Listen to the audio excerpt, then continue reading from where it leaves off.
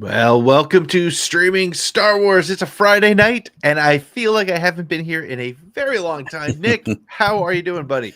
I am very familiar with that feeling, and it's like, I don't know where to look. Where's the camera? What's going on? Oh, wait, I sat out here for 15 hours last weekend. We just haven't done this show in a minute, so I'm excited to be back. I tried to explain to my wife, I'm like, I'm going to do the show. She's like, okay. And I was like, you got to give me a break here. I haven't done a show in a while. She goes, you did Podathon last weekend. I was like, okay, exactly. But leading up this to that, the show. This is a different show. That's completely we did the show, but not the show. You see, it's different. It makes so much sense to me. So, well, welcome to the show. First of all, if you're watching live, thank you so much for joining us on this Friday night, hanging out with us. It's this is what we love to do on a Friday, especially when there's a new Star Wars show and we got Andor going on. But we have a slightly different look, and we're also switching things up just a little bit. We're gonna go through a couple different topics that we want to talk about. Andor, we want to talk about D23 because we haven't had a chance to talk to you about that. That's right. And we are going to talk about Andor, D20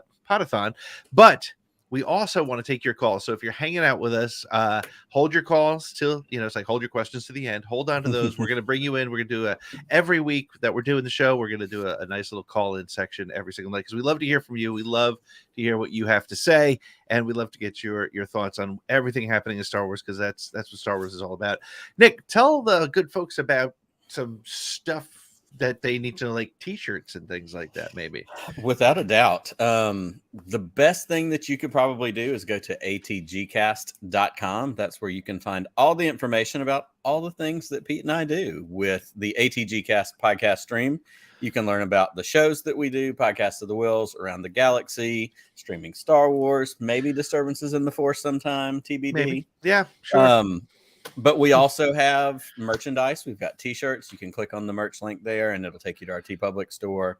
And we've got Streaming Star Wars stuff. We've got gear from both of our shows. We've got the Weird Space Friends shirt. I forget that there are other things on that site besides just the t-shirts because our friend Brian Fennessy, who made a wonderful donation to Podathon and won several prizes, he won the Podcast of the Wills prize pack, which was going to be the Weird Space Friends shirt and some other stuff. And he messaged me. He said, hey, I've already got that. He said, could I do the Bad Takes and Brown Liquor coffee mug instead? And I went, oh, crap, we have coffee mugs. I completely forgot. So I ordered that for Brian, and it's on its way. And there's phone cases, all kinds of stuff. If you wanted a pillow with Pete's awesome Weird Space Friend or his Streaming Star Wars designs on it, you could even get that. So atgcast.com, buy some stuff. Add some things to your house. The shill cert is in there. You can get there. It is right there. Rocking it. Totally rocking it. So plenty of stuff that you can have. Plenty of ways to find out what we do. Follow if you want to become a Patreon supporter. We'd love to have you be a part of that. We're going to get that back up and rolling as well. Getting past Podathon has kind of been a big marker for us. Getting past Podathon and going, I haven't made an original Podcast of the Wills in I don't know how long. And we're excited to get back into those things, and we're excited to continue just to grow what it is that we love to do, certainly as we've partnered up and share this channel. Absolutely. So you can hopefully we'll be getting back on track with every Thursday. You're either going to get Podcast of the Wills or Around the Galaxy. This past week, you got our episode, which came straight off of Podathon with the wonderful Shelby Young. And this Thursday, you're going to get Phil Shostak, who is Nick's guest on Podathon. That's right. And then on Mondays, you're going to get the audio version of this. So if you call in at the end of the show and you want to hear how cool you sound, you can listen to the podcast stream on Mondays, which is the goal to get these out. So, but Nick, without further ado, why don't we kick right in and let's talk about, there was a little bit of excitement on Disney Plus this week. There was a new show some people may or may not have heard about. I don't know if you saw it, Nick. It's a show called Andor. I So did hear about that. okay. Yeah. So let's just kick right off. What are your initial impressions of the show? My initial impression, and this is going to be, it's not shocking, it's not unpopular. I liked it. It didn't blow me away. Mm-hmm. That was kind of my initial reaction. That was the only thing that I said to you in a text message prior to tonight was I liked it. I certainly didn't have anything to complain about, but I just went, okay. And that's where I left it. Like, I've watched it a second time. I've reflected on it. We're going to talk about some of those things. But yeah, my initial response was, okay. And that was it. Interesting. And I wonder if that is a result of what we've seen in Star Wars on Disney Plus, because the reason I absolutely loved it, I mean, I'm like head over heels with this show, is because it really felt very different. And it's interesting. One of the things that I posted on Twitter, and one of the things that it's been interesting to watch the conversation on Twitter, is you can like this and not bash the other thing. So I want to be very careful how I put this, because for sure I feel like it's got such a different feel, from story tone to even look, right? And it's not even that it's I don't know, everybody's using the word gritty and rough and dirty and all those things, and it absolutely is. But that's not new for Star Wars. That has existed. But there's almost like a feature film quality to this that doesn't feel like it exists elsewhere. Correct. Yeah. It's very cinematic. And I think it's funny that the gritty thing gets thrown around a lot as, oh, this is gritty. Star Wars is primarily based around the planet Tatooine, which is nothing but sand. So if you want to be technical about it, all Star Wars is very gritty. Correct. But, Star Wars exists in that the two extremes between the very dystopian Empire and the clean hallways and the polished floors and the tight, crisp uniforms, and the ragtag rebels who are on desert planets and salt planets, and their ships are falling apart and don't match. And it helps set up the light and the dark, but it's also funny that the dark is the clean and polished and the light is the ragtag, dirty, whatever. And so you get this fun juxtaposition in that. But yeah, it is different. And I did watch it a second time yesterday. And I think the different nature of it is the thing that certainly stands out for me. And it is certainly the thing that, I love and then want to continue to grow. It's going to grow on me. Like I said, I don't dislike it at all. But I think we've come off of Obi-Wan Kenobi, which has carried a lot of weight for a long period of time and a lot of anticipation. We've carried, Mando, which up to this point has been the pinnacle for, a lot of us of the best new Star Wars stuff. Book of Boba Fett was fun, but it wasn't, challenging in really any ways other than the 2 Mando episodes in the middle. Right. Which again laid such great groundwork for Mando season 3 when he goes and faces the armor and she says, "No, bud, you're out." Like, it creates all that. So yeah, the difference with Andor is that it is different Star Wars. And a couple of the things that I wanted to highlight within that, you talked about the cinematic view and the way it looks. It's certainly a part of it. The music is very different. Yes. One thing that stood out to me both times I watched, I think in the 3rd episode, when Cassian's kind of doing that, the heroes walk through the middle of the work field where they're working or whatever, it's a straight up drum kit. Oh yeah, no, that's the one that noticed. It's the end of episode 2, because the 2 times I watched it, both times it drum kit. It pulled down. It's just like bashing the cymbals and and it was rock and roll drum kit, and I just went, this is not Star Wars, and I like it. Like, that is cool. We get, and like I said, I know you tweeted about this earlier today. We get the first instance of shit in Star Wars. When the Irish corporate security guy is standing in the middle of the street and he realizes that they got fooled. And he just goes, shit.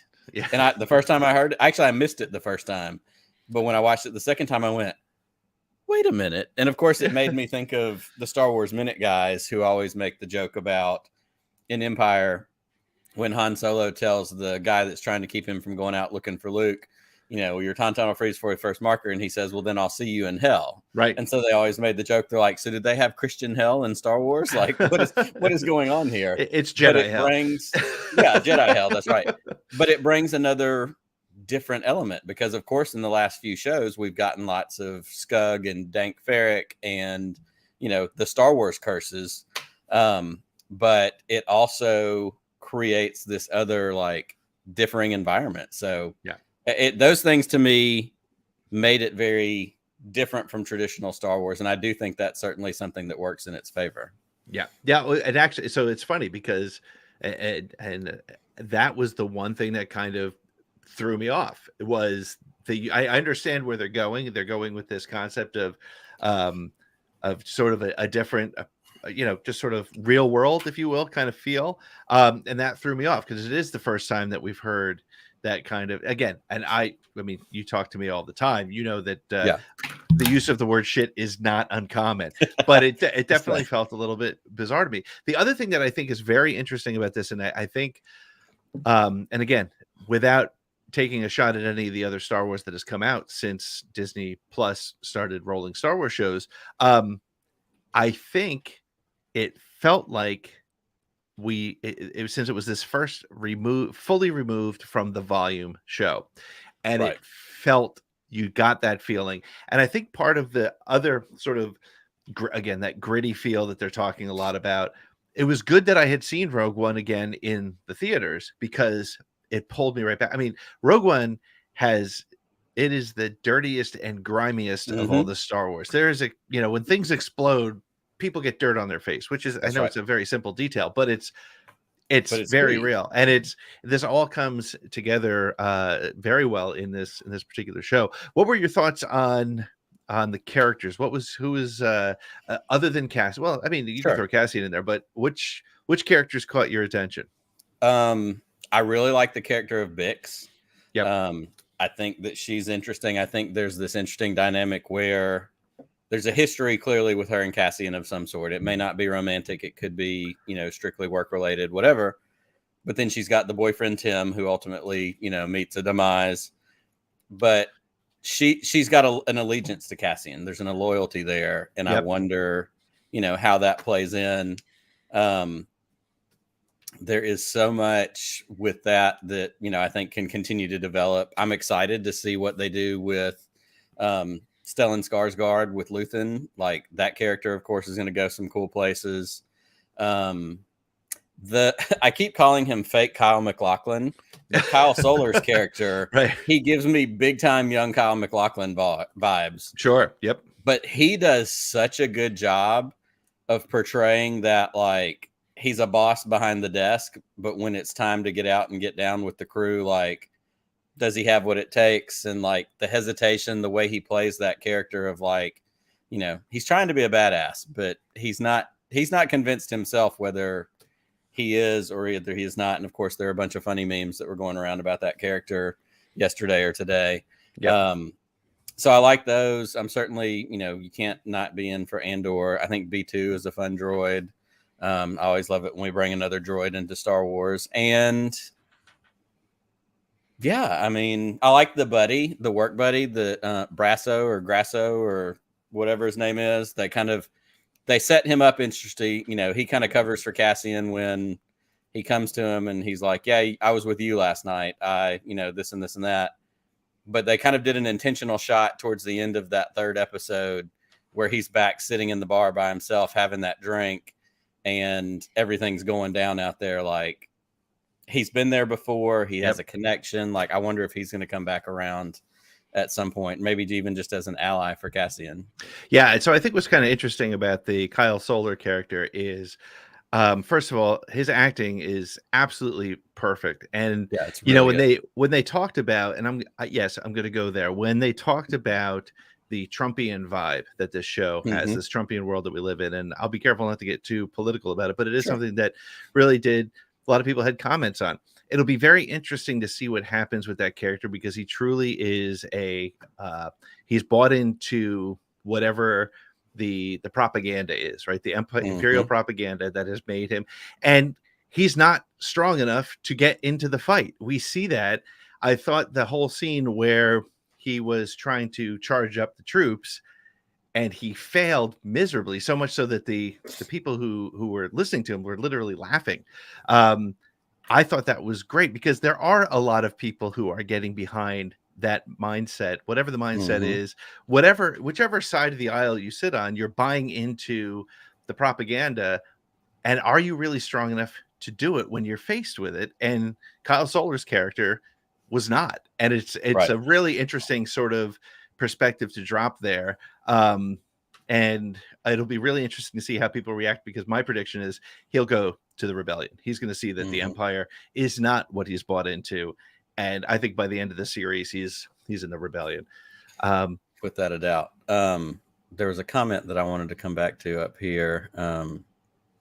From JD, and it goes back to what you were talking about earlier. I love the deep dives into the life of normal people in the Star Wars universe, and goes back to like the gritty and the dirty and the real. You know, we get that, like you said in Rogue One, when there's an explosion, there's dirt on faces. But like, I'm so fascinated by like this culture of this planet, Ferrix, where it appears to be a salvage scrap kind of situation, and all these people are going to work. Doing scrapping and salvaging and whatever, but we've got the guy, what's he called, what's the guy with the bell that Wikipedia tweeted that he has an actual name. I didn't catch his name, but I did enjoy it's that. like Time Crasher or Bash. Somebody on the chat will know it, but anyhow, like this guy goes up there and he hits those bells, and I love the wall with all the gloves, and everybody goes and they grab their gloves to go into work, and then when they clock out at the end of the day, they're putting them up, and you're even hearing the little, the replacement dial, time grappler. That's it. Brian's got it for us. The time grappler.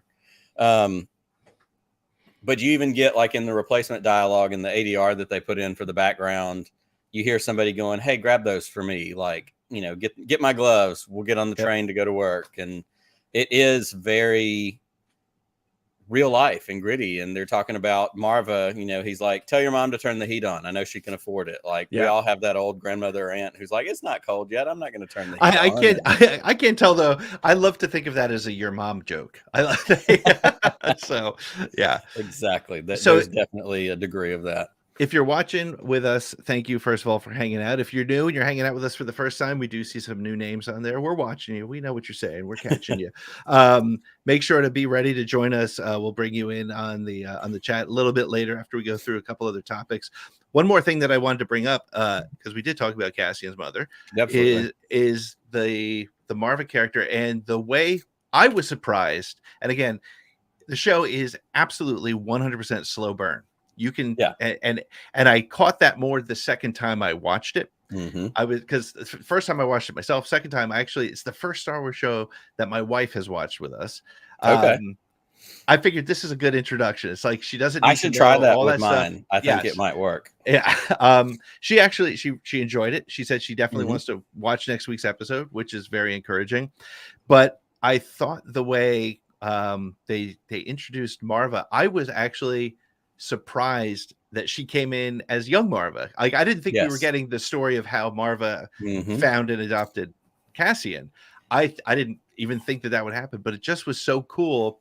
And then also to see a newer B2 emo and just that whole thing is going on there. I know that we tend to talk fan theories, and we'll probably get to that when some people call in, but sure. I'm very curious about why it's only kids and why they're wearing clearly clothes that are too big for them. And so I have a couple theories about what that's all about. But and after it was really interesting and talking about the storytelling, and slow burn has been used a bunch. I like to think of it as, diligent storytelling. Like it's for a reason, like it's to draw you in. And for me, honestly, it did draw me in because we see the little nods, we see the little things along the way, that we know these are supposed to be flashbacks to young Cassian. Canary Male. It's supposed to explain, why he has a thick accent as a Mexican man. We've never really heard those kind of thick accents in Star Wars before. But there was even a part when Marva's in her apartment, and she picks up the blowgun from the corner, like laying next to the bed, and like she holds up and she looks at it, but it was still so well done. And I got sucked into the story in that third episode, that the way they intercut the flashbacks and Cassian and Luthen trying to escape.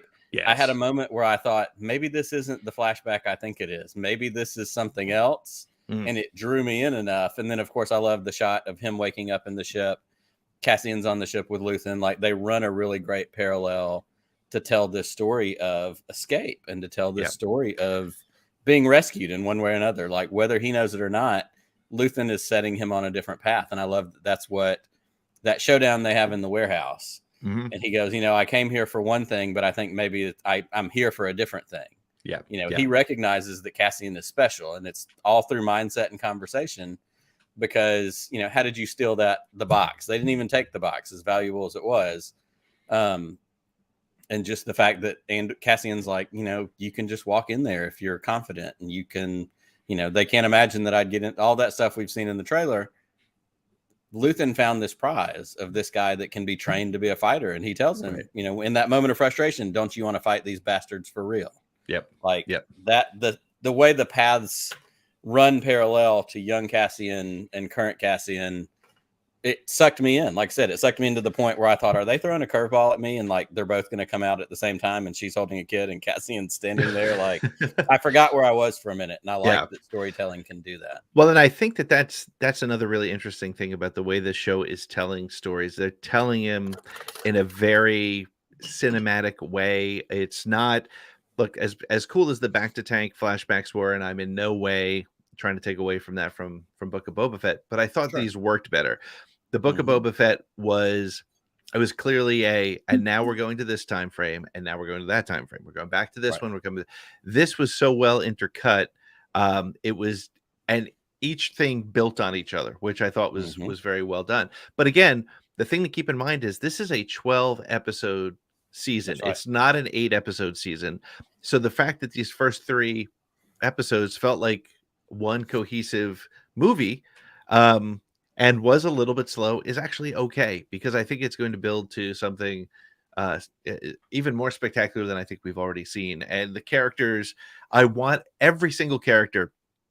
I want to know more. Even Brasso. I want to know more about Brasso, because and I think we'll learn more about him, because at the end they showed him sitting at the bar, just having that drink. Just just. I think he comes back. I think there's a payoff for him. Obviously, I think there's more Bix in the future, and it's interesting talking about the mechanics of how this story has been told. I know we saw the article that came out actually just this past week, where it talked about originally the idea was for this to be 5 seasons, one each of every year. Leading up to Rogue One. And in the process of shooting this one, Tony Gilroy and Diego Luna basically like, that's crazy talk. Like, we can't do that. And so they came up with this plan for the second season to be the last 4 years, 3 episodes per year to make up those 12. But even like the way this season is structured, the first 3 episodes we got were a great 3-arc movie. Like, it gave you enough conflict, it gave you enough resolution that sends you off excited for the next movie. Everybody in anticipation on ships, where are they heading? What's next? What's the next adventure? Was done so well. And you make an excellent point that with this being 12 episodes and not 6 or 7, you actually get a chance to utilize something like story development and pacing and, all that kind of stuff. Like, it really is a good way to go, and it's something that we're not used to in Star Wars, and so I think that's what throws us off too. I think that's 100% it. I think we have gotten used to, right off the bat, action, right off the bat, sort of story development, and in familiar places, right? Even Mandalorian, even though we didn't know what was happening in that first episode, there was enough familiarity. We knew we were in Star Wars. We knew that this was a Mandalorian. We've seen that armor before, that style armor before. We've seen cantinas. We've seen dusty planets. But this was really an interesting way to bring it all together. So if you're watching right now, hang on to your thoughts and questions. We're going to bring you in about 15, 20 minutes, but we want to just switch topics now for just a minute. And before we do, I want to comment on this one comment. I'm so sorry. Frank and Amy said, the story can really breathe here. It's going to be a ride like nothing else. And I agree completely. And I think also that's exactly the point and the issue that I've had with Rise of Skywalker and the last season of Game of Thrones in particular. those two things, what we got could have been significantly like The Rise of Skywalker should have been 2 movies. If you had made it 2 movies and given it time, like they did with Harry Potter when the last movie was 2 movies, you gave it time to spread out and it developed the storylines they had. There wasn't time to breathe in that movie. That's the same way I feel about the last season of Game of Thrones. I don't completely hate it like a lot of people do. I think that if it had had time to be developed more, as I think it was 6 or 8 episodes, if it had had time to be 10 or 12 and expand upon, where we are, what we're doing, what we're going, that could have made all the difference. So I'm very excited, and I agree with Framey. The chance to have a story that can breathe and be developed over time is nothing but aces as far as I'm concerned. 100%. 100%. Well, cool. Sorry, I cut you off. No, that's fine. We're just gonna shift gears for just a couple minutes. Again, make sure to be prepared to join us. We're gonna put the link in the chat in just a couple minutes. Because we haven't been on live in several weeks. We wanted to we wanted to touch base on a couple things. We wanted to talk a little bit about what we saw at D23. It's all been covered to death. I just think it'd be great to talk for a minute and kind of talk about what we're looking forward to most from what we saw there. And what we got announced was, well, not announced, but more information on. We saw the Mando season 3 trailer, which was a variant, I believe, of what we saw at Star Wars Celebration. We saw some stills from Ahsoka.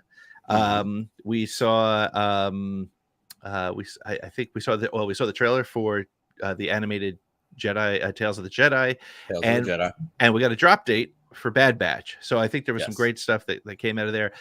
Of D23's Star Wars coverage, what excited you the most?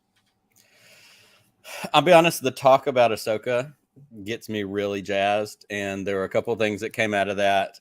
Hearing Jon Favreau gush about what this series is going to mean for Filoni as his magnum opus, as he called it, because we know Ahsoka is Dave Filoni's creation. We know that Ahsoka has a special place in his heart, and the things that he's done and been involved in.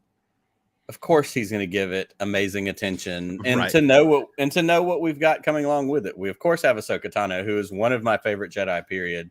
We're going to get Sabine, guaranteed. Locked in stone. There has to be a Thrawn in play because they don't plant that seed in Mando season 2. Where's your master? Where's Grand Admiral Thrawn? They don't do that for no reason. Right. The trailer that we saw at Celebration, that footage that they show, is clearly Hera walking into the door of what probably is the ghost. So basically, this show has the potential and is likely going to be the search for Ezra Bridger, which is huge because that's where we ended Rebels. And that's a story a lot of people have been waiting for, and myself included. I'm here for it. Yes, 100%. And we have not gotten an official casting announcement yet, but Iman Esfati is very strongly rumored to have been cast as Ezra, which, for the Raul Coolies and for the, what's his name? The other guy from Aladdin. Both of which would have been fantastic, and I would have taken any of them in the role. But to know that we're that much closer, seemingly, to having that become something that's locked in. Again, the way I love Rebels, and I'm an unapologetic Rebels lover. I talk about that show too much. And the way I love Ahsoka and the way she has grown on me to be kind of the purest representation of the Jedi outside of maybe, Qui-Gon, which is the last, big pure Jedi thing that we tend to talk about in this fandom. Pumped for it. But again, behind that, we've got Bad Batch. In front of that, we've got Bad Batch. We've got Tales of the Jedi, which looks phenomenal. That art style is next month, my thing. Yeah, it's next month. Yep. And so those, I can't be mad about it. I'm not mad about any of it. I'm excited about all of it. But my number one is Ahsoka. What I'm really curious about is how a show like Mando season 3, which I guess is probably going to be before Ahsoka, and the Ahsoka show, how they're going to feel after watching Andor, right? Because Andor is like getting a 5-hour film that essentially it's a trilogy. We're getting a new trilogy in that interim. Will Mando feel like TV again? Because I said that if you go way back to the original streaming Star Wars stuff from a couple years ago, I said it felt kind of like a television show, which was okay, which was great. And it's damn good television, and I love Mhm. every second of it. So I'm really curious how those are going to feel. But and we saw our good friend there he is saying he's excited for Bad Batch season 2 because it's flying under Yep. the radar. And I have to say I think that is one of those quiet things that I'm really excited about because and I've said it before and I'll say it again unapologetically. There were too many episodes of season Yes. 1. There was definitely Okay. some floater stuff, and again, that's but again, Filoni doesn't use the word filler in anything. So That's right. everything we saw will come back. It just was kind of blah at the time, but it does come back. But I'm excited to see the evolution of that crew. So yeah, and I think there's a lot of people who are excited about Tales of the Jedi. I'm excited to see a Mhm. young Ahsoka. For sure. I don't have a feeling on it yet. I'm kind of like, That's but you right. know what? With Star Wars, every time I've been like, I've been blown away by it. That's when it's the best. So I think that's good. Yeah, that's when it's the best. And to come back to Bad Batch, I agree with you, and I agree with Seth saying, it's kind of flying under the radar a little bit because that was the one, much like you always famously say about Mandalorian before we got the first episode of Mandalorian, you were going, do I need Yeah. this? Yep. For me, Bad Batch, I was never a huge clone. Like my favorite Clone Wars is the last 4 episodes of the last season of Clone Wars because it's Ahsoka and Maul and all of that. I didn't care about the Bad Batch in those first 4 episodes of that last season of Clone Wars, but from the beginning of Bad Batch, I was all in, and so it did grow on me, and it did become something that I didn't realize I liked as much as I did. And part of it was that art style continues to improve. Yep. And get so good. The music that the Kiner brothers do in those episodes is top notch. Like it in itself is a visual treat, and then the storyline is something fun. And like you said, we get these things planted along the way. Literally, while you were talking about it, I remembered, oh yeah, they ended at Mount Tantus. Like there's cloner crap coming ahead of this. Correct. Like There's planting seeds for Snoke. Like revive Palpatine. Like there's threads that we are excited to get to. I mean, Dark Empire is being reborn in a very different sort of way. So that's good. Again, keep this in mind. We're going to throw the link in the chat pretty soon, and we're going to want to get your thoughts on Andor on D23. I mean, D23 was fun. I think it's very funny to watch. Every single year they do a D23. The Star Wars social media world explodes and is like, we're going to get this, and we never do. We never, just chill out. Well, we did get the Kenobi announcement, but just chill. It's all good. I think that was just a matter of time situation. Right. Yeah. That was one of those worst kept secrets in the history of Hollywood. So let's just talk for 1 minute about Podathon before we throw the link in the chat, because we want to hear from you. We want your thoughts. It's been a great week of Star Wars stuff to talk about. Again, you don't have to have loved Andor. We want to hear what you thought about it. You don't have to have loved everything you saw from D23. We want to hear about it. We want to talk about it. We want to get your opinions. This is an equal opportunity show. But Podathon 2022 took place last Saturday. It feels like it was a year ago. It feels like it was a day ago. It was a fantastic day. Starting with the fact that we were able to have interviews with Ryan Johnson, Seth Green, Christopher Sean. We had major authors. We had Charles Sewell. We had Zoraida Cordova. We had Mike Chen, Shelby Young, Phil Shostak. It was such a loaded day. But most importantly, we are extremely proud of the fact that we raised $16,652. Is that where we are now? Something like that? 48. 48. Okay. 48. So we almost hit 17,000. Our goal was 10. We're extremely proud of the fact that the generosity of the Star Wars fandom really came to bear that day. All the money goes directly to Make-A-Wish. So as Nick has posted up below here, you can still donate to Podathon at thepodathon.com. You can click the donate button. If we can get over 17 before the end of the day, I would say we're $352 away from $17,000. Right. You've got a grandmother, an uncle, an aunt, a friend who loves Make-A-Wish, who loves the story and the mission that they have. Send them that link. Send them the podathon.com. if you gave last weekend, first of all, thank you so much. I hope you won a raffle prize, but if you didn't, please know your prize is supporting these families and doing Seth, this yours is on the work. way. Yeah. If you donated last week and you have the ability to donate one more time, let's do it. How great would it be to say we raised $17,000? I mean, we're less than $500 away, but no pressure. That's not our big push because holy crap, look where we went. Yeah. Look what we did. But that link is still live if anybody wants to hit that. Yeah. So Nick, we're gonna put the link in the chat in just a minute. But what was I was gonna say, what's your favorite part of Podathon? But that's an unfair question. Let me put it this way: which interview surprised you? Now, keep in mind, Nick and I, as two of the three producers of the day, we already saw Ryan. We had already seen Seth. We had, but which interview came on that you were like, wow, that was a lot more.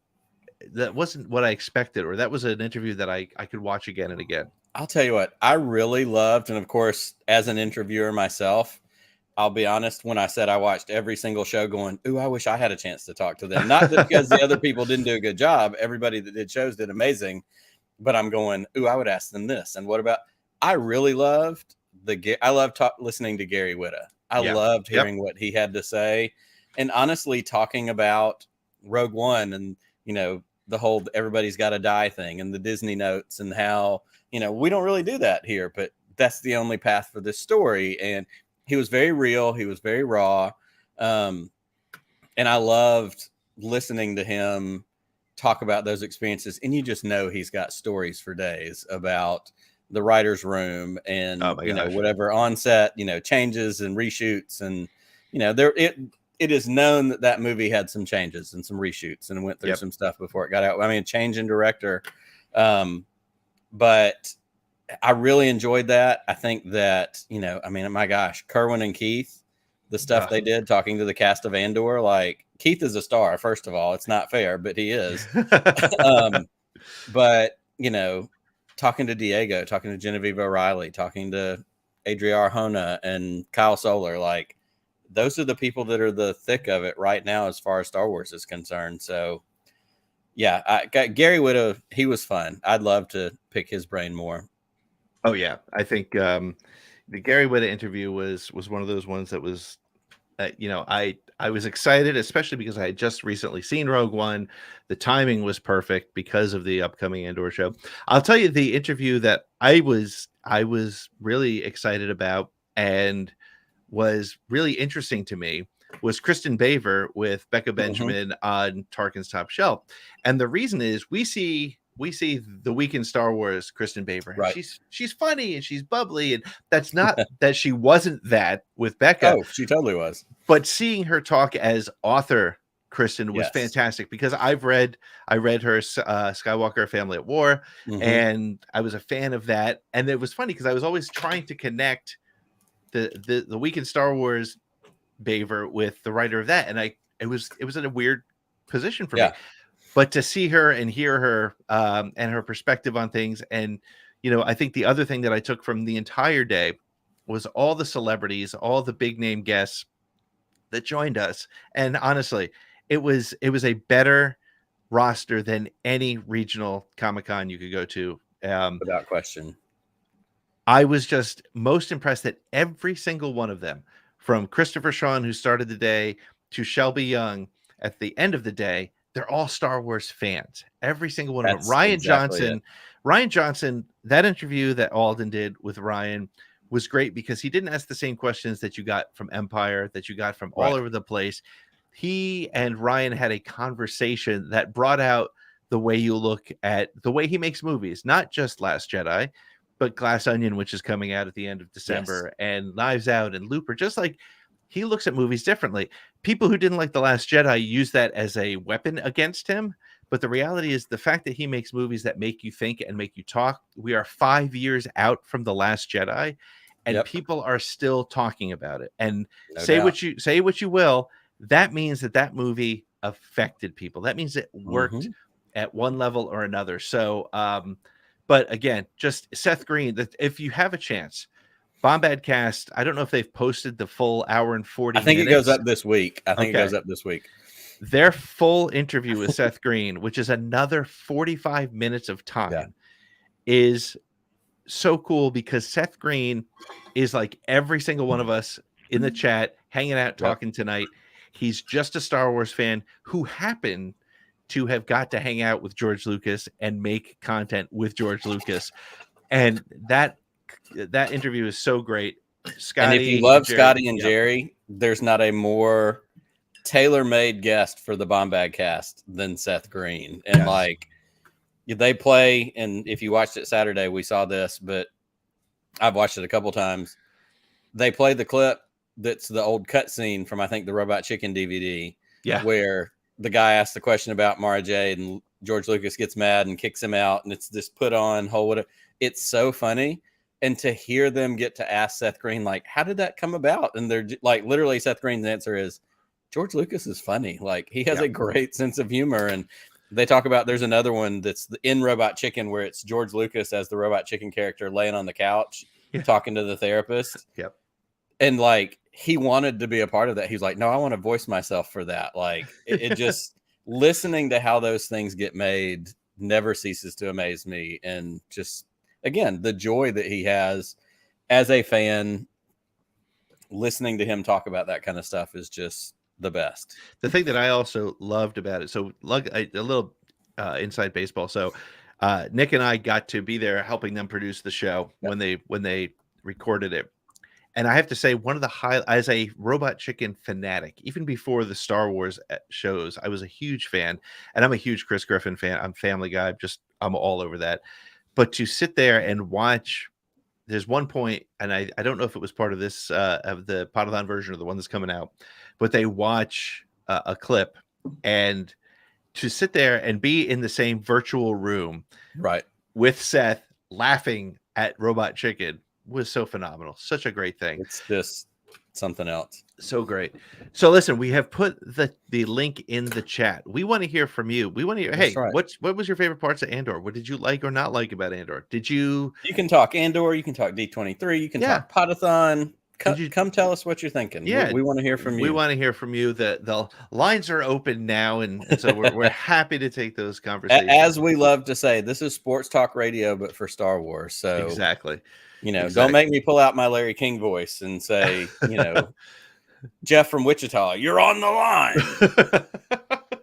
So while we wait for somebody to jump on, I'll share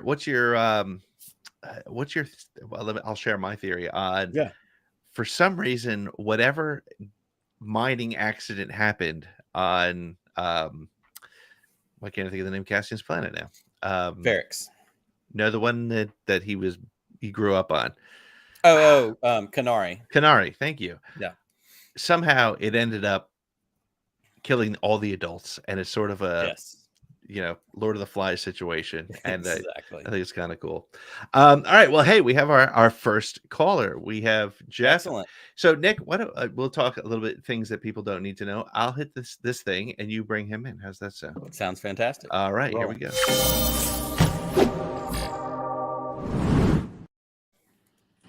Jeff, dude, my friends, how are you doing? Man?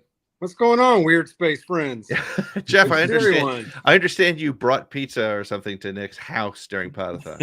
It was actually something way better. It was a 6-pack of beer. Okay. One, and it was a bag of Ruffles and a thing of Dean's French onion dip. Jeez, that's right. Chips if anybody knows about beer, Dean's, baby. If anybody knows about Dean's, they know that Dean's is like the rebels of dips. Well, let me just say this. I know that Fennessy lives in New Jersey, and he did not come to my house with beer or chips. So I'm just, the bar has been set. I'm saying. Even though Nick told me I couldn't come over, I said, once we get 10,000, I said, I don't care.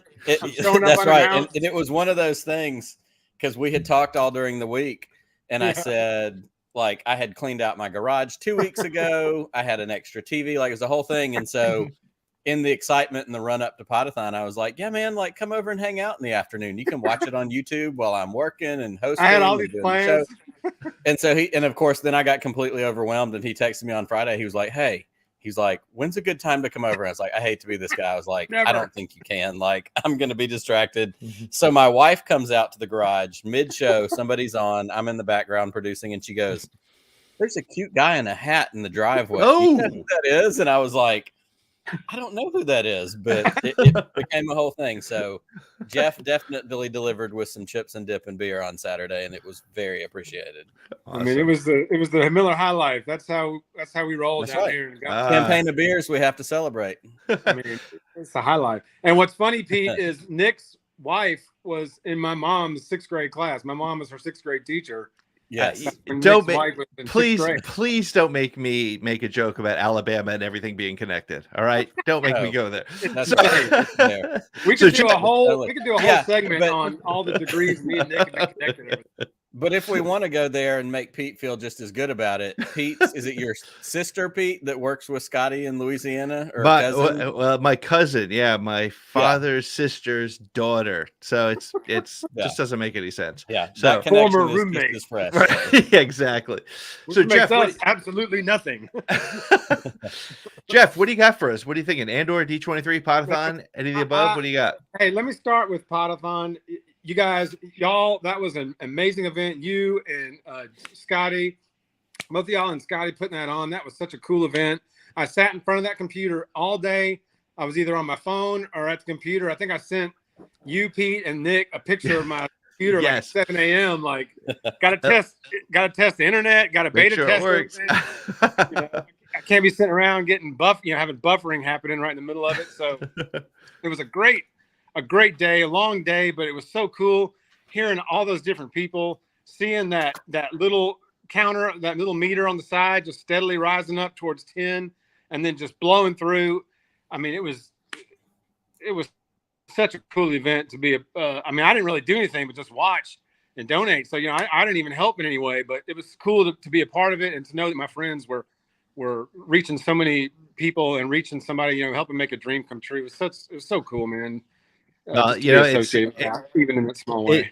One of the things that we mentioned a number of times during the day, and it's really wild and it's true and it's important, and that is that for every Make-A-Wish that's handed out, there are 3 that aren't happening. So that 16,000 that you all helped us raise is going to go, and really it's going to have a huge impact. It's funny, I had asked my contact at Make-A-Wish, what does $100 do? What does 200? I mean, $250 gets a kid a bike and a helmet that they never would have gotten. So all these little things, and honestly, the 16,000, it's going to be one of the big wishes, or it's going to be broken up among a bunch. Either way, we've had a huge impact. And I said, I don't mean we as the Podathon people, I mean the people who donated. That's right. It was collective, everybody. Collective. Yes, even just the people that watched, just the fact that it was out there and it was touching ears and going into people's minds and just being out there. Well, speaking of Podathon, this literally came in the mail yesterday, so only a week late. But I ordered my shirt. I ordered my shirt. I was going to say it wasn't their fault; it was your fault, Nick. It was, but it was totally my fault. Well, I knew I was coming on the show hopefully tonight, so I went with this one. There you go. There you go. There you go. So Andor, real quick. Before what about Andor? Give us your thoughts on Andor. Like you said, Nick, didn't blow me away, but I actually going in, I knew that it wasn't going to shoot out of the cannon like Mandalorian did. And like The Walking Dead, the first episode is like blow your mind and the next 5 are really slow. I knew it was going to be kind of a slow start and help us kind of bond and develop with these characters and not just drop you into the middle of a massive action scene, right out of the cannon. And then everything else is a letdown. I love the storytelling of it. And it jumps back to his childhood and then jumps into real time and then jumps back. And you're just seeing the character formed. I love this deep dive in the storytelling of it. I just love that stuff. Not everything has to be like, it can be slow developing. And you can take the time to learn these characters and learn who these people are, not just Andor from Rogue One, but who Cassian Andor is and why he is who he is. Right. Somebody had posted on Twitter, and I thought it was a great observation. It felt very much like taking some of those EU novels and bringing them to life, right? Because that's the way they told those stories. And honestly, the whole thing about the biggest challenge I had with the EU novels, and one of the reasons why I didn't read all of them, was because they felt very much like just science fiction books. And I'm not a sci-fi guy, which is very strange. People are like, you love Star Wars, you must be a sci-fi guy. But I didn't really get into those books. But there were a handful of those books that really it brought you into the world, and I thought that was a really great thing. So I think that's a I'm great excited. point, and I'd love to. We're going to unpack offline the sci-fi and that kind of thing because I'm with you, and that's what I've always said about fantasy. mhm. Like Lord of the Rings, I've tried multiple times to read the books and watch the movies, and it's not my bag. Like Yep. it doesn't work for Love me. the movie. But Books were too hard. But I love Game of Thrones. Like that Right. works for me, and that falls into that same fantasy realm if I'm categorizing that right, which I'm probably not. So I love hearing you say that, Pete. I have a thought for that for after the show. But the thing that I did think about that was neat is one of the big things when Rogue One came out, and kind of not the critique or the criticism, but in that opening part of the movie when Cassian is on that planet and he has the guy that's giving him the information about the pilot, and he has no choice but to shoot him in the back. You know, he's a liability, his leg, he can't climb out, the whole deal. This show opens with Cassian on another planet getting into a thing, and he shoots that dude in the face. Yeah. Like, Yep. It's always been a part of him. And it's that interesting parallel of like, not because he's a bad person, but he is a person who is decisive. He's a person who does what he has to do. And I love that even those little things are planted, as you said, Jeff, developing this story and developing it in a long game kind of way. Well, one of the things that I loved about that too was that it you know, the way that we had Cassian, you know, just little subtle things. And I know that we're not a show that's like, hey, remember when they did that thing? But I thought it's an important storytelling thing. Cassian is yelling at that second guard, what do we do? What do I do? Tell me what to do. And because he doesn't know. And by the time we see him in Rogue One, he knows, unfortunately, his buddy can't climb the ladder. And if they catch him, the rebellion is going to take a big, giant hit. So you got to sacrifice this guy. And the same thing here. He wasn't at that point from a maturity level yet to know that he had to waste that other guy to get out of that situation. But it was an important life lesson for Cassian as we know him now. The other thing that's interesting about Cassian as a character is, honestly, at this point, because he's not necessarily part of the rebellion, he's just looking for his sister. There's been no indication that he's part of the rebellion. He's actually kind of a crappy guy.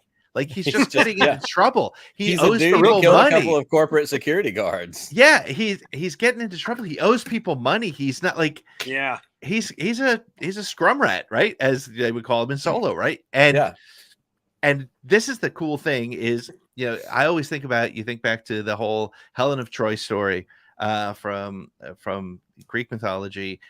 And it's the things that you don't expect to start the war that does, right? The thing that might be the spark that lights the fire is Cassian looking for his sister in a brothel and accidentally killing a guy on his way out. And that's it. That's the spark.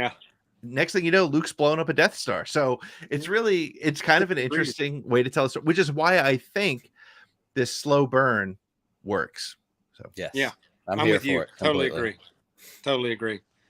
Good to see you guys, man. I don't have a drink on me. I'm at my parents' house, but I don't have a drink on me. So here's my well, cheers to you, buddy. Cheers to you guys, man. Cheers. Love you guys. Good to see you. See you soon, buddy.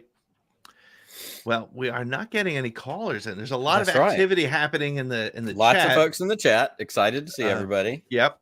Framey, JD, Chris, we're calling you out. Throw that link. Get in here. Sean in there. We got who else we have?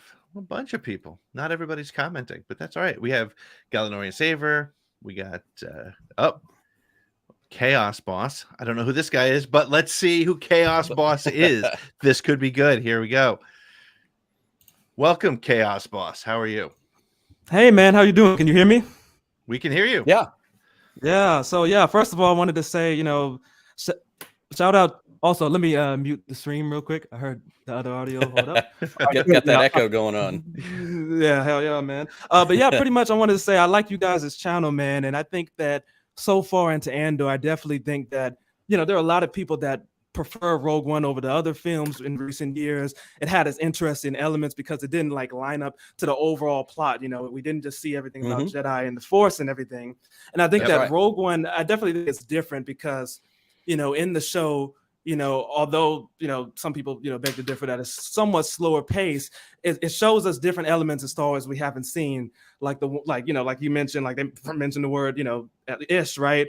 Right. And stuff. It makes it seem more realistic, more like close to home, because Cassian, although he wasn't like on the level like Han Solo in terms of popularity, he was still a character that he showed a different part of the rebellion, right? Another thing about him was he was like ambiguous, sort of. He sort of like in the beginning of Rogue One, he did sort of like he killed that one guy off that he thought might have been a rat, eventually to the Empire. So I think Cassian, he shows a different side that some people in the rebellion ultimately were willing to be more ruthless. Another thing about the show, I think, I definitely think it's different from the other shows, and I think that it being 12 episodes, that has its pros and cons, because they can definitely flesh this character out.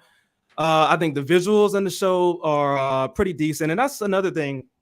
Even these recent films, even though people weren't exactly completely favorable to them, they have their pros, like like the fact that visuals are good. In the sequels they had John Williams, and in this show the music, like I think one of you all brought up, the music was a little bit different, and everything like that.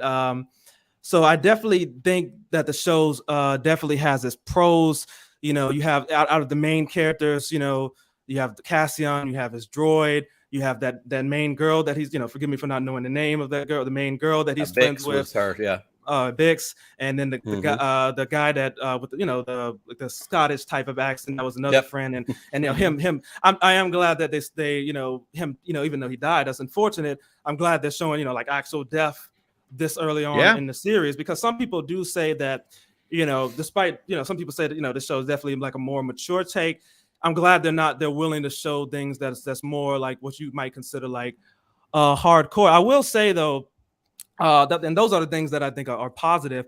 I think one of the things, the pacing, right? Even though there is 12 episodes, we should sort of give it a chance down the line. I do think that with the pacing, they could sort of have sped it up, because I'm fine with I'm fine with it not matching with the overall story, right? We know what's happening in the story. We know this is between Revenge of the Sith and A New Hope. This is a different area in Star Wars that hasn't been as fleshed out, maybe in the comics, maybe, or different things in EU. But I think that they could have at least sped it up a little bit. I think that I did find it a little bit odd, like, I mean, obviously with the action, in the third episode, they finally got to it when the Imperial like officers came along. They finally got to that. I think, the fact that the first and second episodes didn't really have that much action aside from the flashback. But I definitely think flashbacks in Star Wars is sort of good. A lot of, especially in these Star Wars shows, from the like Book of Boba Fett with the flashback with that, Order 66. I think flashbacks are very prevalent. It's a common theme, and because Star Wars is we're going all across the timeline. We're seeing a lot of things in the past. But I would say, like, even in The Mandalorian, like the flashback where you saw the Separatist droid killing killing Din Djarin's parents. That was pretty good. But I feel like, with this, they sort of took a little while longer to flesh out. You get what I mean? Yeah. Do you think if they had dropped the first 3 episodes as 1 hour and 40-minute episode, do you think that would have felt a little bit differently? That could have felt, but then again, a lot of people watch these episodes back to back anyway. So even if sort of if that would sort of been like a length illusion, right? It still would have been all jumbled together. I do think another thing too, besides the pacing, that's one thing you can look aside. I was thinking that some people said it didn't feel completely like Star Wars, right? And it not connecting to the overall story is fine. We've seen many things. There's many like Legends books and stuff that doesn't collect to like the Skywalker saga. But I think that it just, Cassian Andor, he was a lot of it was just dialogue, right?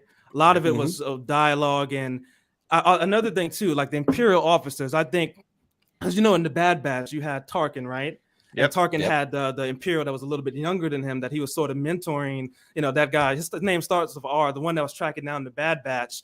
This Imperial in this show, he seems sort of like incompetent, right? I get this trying to show he's a little bit newer, right? To the job, but they're basically sort of depicting him as like sort of clumsy. Like there's even a time when he's talking, he's the second in command, talking to all the other Imperials, but they're like sort of looking down. Like there's no cell phones in Star Wars, but something tells me if they had cell phones, they'd be looking down at that. Yeah, but well, yeah. It's interesting to see that sort of character, especially at that time in the rebellion, or at that time rather in the Empire. That's it's growing, it's taking its place, and it's starting to. I think that is really one of the things about this is it. Rogue One was very different, and it was the first time we didn't see a lightsaber until the very end, right? It was the first time it wasn't a Jedi movie, and I'm excited to see where they take this sort of, average person in the Star Wars universe world and kind of see where it goes. Absolutely. And I want to address this comment just that popped up in the chat. Actually, there's two comments up. That is a Death Star playset right up here behind my head. Vintage Death Star playset. So good eye. Also, they are not Imperials. You're right. They were corporate security. So it's almost like if Apple or Dell or Coca-Cola had their own company security, those guys in the blue. In fact, I love when they show up on Ferrix and they come across, and the guys that are working, they're like, oh, the Blues are here. They haven't been here in however long. So I think to your point, Chaos Boss, with kind of seeming incompetent, it sets up the juxtaposition between the Empire and this corporate security, because what we're getting and what we got in the beginning of the Bad Batch was the transition from the prequels era into the new Empire. And so we got chain codes and people had to register, and we see the Empire developing. And that's what we're still seeing now. The Empire is developing and growing and that kind of thing. And so to have this corporate security, we're seeing this transition from almost like we heard in New Hope, the regional governors no longer have power. It's going to shift to the Empire, and that corporate security was that same thing. So that Junkman is right. They were not Imperials. They were corporate security. But it helps us see the difference in a Tarkin and that guy who, was a badass behind his desk, but when he had to get out in the real world, didn't really know for sure what he was doing. Yeah, most definitely. And I guess they were like the local police that can't the planet. I do think that, and that does bring me to the bigger picture of Star Wars villains, especially in like recent material with the recent shows and the recent trilogy. I think there are certain characters that are, whether they're, Imperials, whether they're, of the Sith, whatever it be. I think Disney has done certain characters like in The Mandalorian, you had like Moff Gideon, right? Despite him being, we know he's a Moff and everything, a lot of Moffs are menacing. I think they got his character somewhat right, because with him, he was menacing, he wasn't like too, sporadic. He wasn't, too impulsive. He listened to, to orders, because we know in The Mandalorian, he's probably listening to someone's orders. I do think that's right. That with Disney villains, especially recently, like I think some of them I do think are flawed. I think in this show, there may be better ones. We have to see it, because in the trailer, there's this one. I think there's this female Imperial, the one that had blonde hair. I think she'll be the one that's an actual Imperial. So we'll see. I'll get back to that. But I think in like with Moff Gideon, they got his character right, but I think, and not to get too off topic with Andor, but like, in the Kenobi series, I do think that the Inquisitors were done pretty good. But like Reva, for example, she was the Moses Ingram, great actor and everything. Also Hayden Christensen and Ewan McGregor. But I feel like with her character, I feel like this common thing, like with General Hux too, and many other villains, a lot of them are sporadic. A lot of them overly emotional. They don't have that cunningness about them, like Dooku, Moff Gideon, even Inquisitor and Jedi Fallen Order. They're competent, they're cool, calm, and collective. But Reva, I'm gonna be honest, a little bit sporadic, a little bit, relentless, just pulling out a lightsaber randomly, chopping off a limb. And it's not even just her, Kylo Ren. It's very Jedi. It's very Jedi with, control your emotions, that kind of thing. So that's an interesting point. We're rolling up on the top of the hour. Chaos Boss, thank you so much for dropping in here and talking to us for a few minutes tonight. It's good to see you. We're going to keep everything rolling because we're about to wrap it up. But it's good to see you. Yeah, it's also very good to talk to you, Disney Shields. I knew that was coming. Saw it coming from a mile away. Whatever. That's okay. You know what? Hey, if they understood what the word "shill" actually meant, I would be a rich man points. getting yes, exactly. So that was fine. No problem. That was awesome. And whatever. So as we do come to the end of the hour, Nick, anything you want to add? Where our hope is that we will be here again next Friday night, talking about episode 4, which a lot of people Absolutely. have seen already, apparently. I So would say we have some friends who have seen 4 and they are pumping it up. I know just only having seen 3 episodes and seeing those 3 episodes 2 times, like, as I said, my initial response watching it the first time was okay, but don't get me wrong, I am fully on board for Andor. I'm excited to see where it goes. I love different Star Wars. I loved Vision so much because it was different Star Wars. Excuse me. I love the prospect of a Taika Waititi Star Wars because it's different Star Wars. Like, I'm totally here for it. So I'm not sure how I feel about it after Love and Thunder, but that's a whole other conversation that I think would that's piss right. people We'll get off. into that a different time. But you know, I will say this. Yeah, go ahead. No, go ahead. I would say you kind of talked predictions for just a half a second. I don't really have any because this first 3 wrapped up in such a great way that, like, we can send him off into anywhere, doing stuff with Luthen, whatever. I will say the only prediction I have in my pocket at this point is the final episode of this season ends with him finding K2.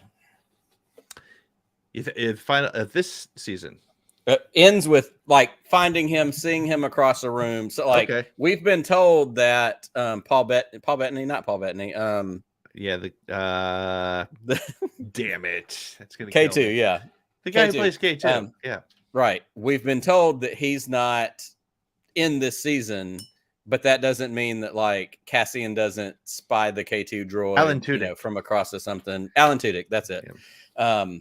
So that, I feel like, because that's such a key thing for us as Rogue One fans, and K2, I mean, K2 is near the top of the list of my favorite Star Wars droids, period. Oh yeah, 100%. But yeah, there will be some sort of nod to K2 before this season ends.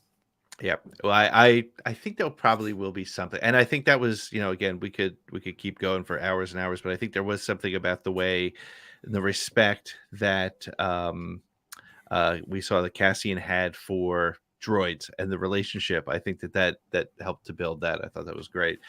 Hey, I think Disney Shield could be our new Baba Booey. So if somebody wants to, that's right. Every time you sign off after you join us, make sure to use that phrase. That's right.